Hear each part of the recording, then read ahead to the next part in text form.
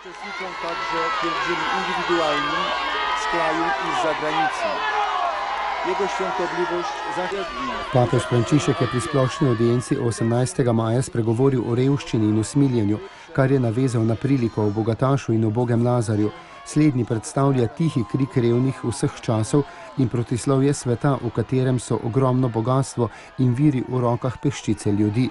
Biti brezbrižen do revnega pomeni prezirati Boga, je dejal sveti oče in dodal, kako bogataš v priliki nima imena, medtem ko je revež poimenovan 5-krat, Lazar pa pomeni Bog pomaga.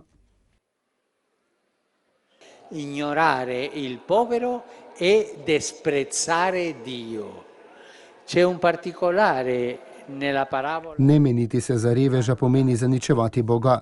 Lazar pomeni Bog pomaga.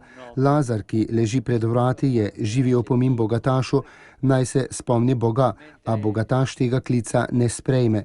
Zato bo obsojen, pa ne zaradi svojega bogatstva, ampak zato, ker ni bil zmožen sočutja do Lazarja in mu ni pomagal, je dejal sveti oče in nadaljeval, da v drugem delu prilike Lazarja najdemo v nebesih, bogataša pa v peklu.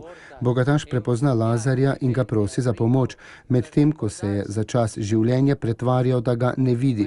Kolikokrat se številni ljudje pretvarjajo, da ne vidijo revnih, zanje ne obstajajo, je dejal sveti oče in nadaljeval. Vendar sedaj, ko sta oba mrtva, stvar ni več popravljiva. Papež pojasnjuje, Božje usmiljenje do nas je vezano na naše usmiljenje do bližnjega. Ko tega ni, tudi Božje usmiljenje ne najde prostora v našem zaprtem srcu, sploh ne more vstopiti.